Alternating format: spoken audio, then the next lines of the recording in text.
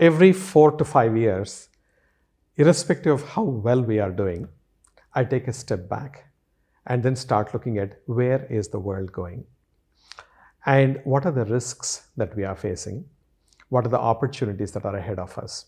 And so like a SWOT analysis, but to a little bit of a different texture and granularity, we do that.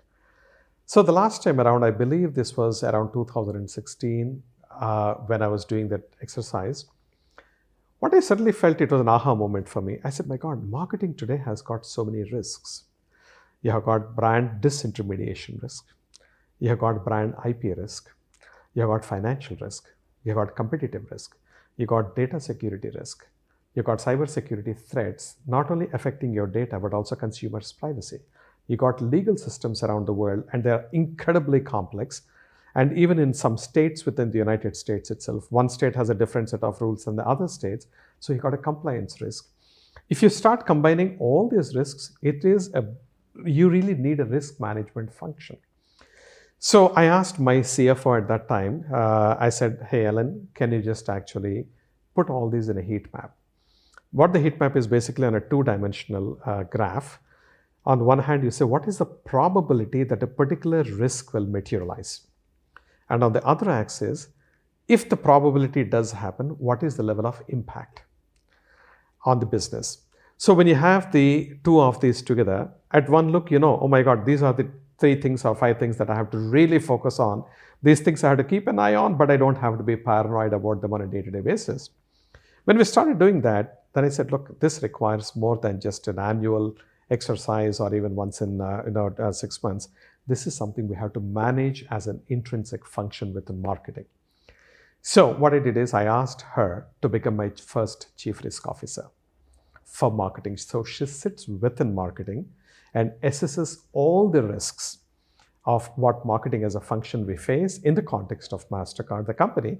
And we have got these heat maps. And we have got not only just the heat maps, but we also have got contingency plans. So if this particular risk materializes, what do we do at that time? What would be the probability? And then once we have those contingency plans in place, we do simulation exercises, we train our people up, and we got a whole governance process around that.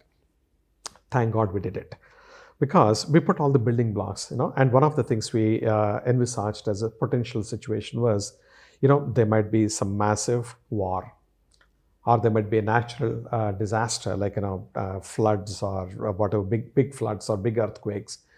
And we said, if those kind of situations happen, what is the impact to the business? So we said, first and foremost, consumers may not be able to leave their homes and go and do their shopping, etc.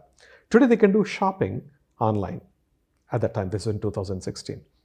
But then we said, Mastercard's marketing strategy has pivoted in 2013, 2014, a significant amount away from advertising-led marketing to experiences-led marketing. So these experiences are where we curate and create experiences that money cannot buy, but you can get them if you have a Mastercard, or only if you have a Mastercard. Now, these experiences were all in person.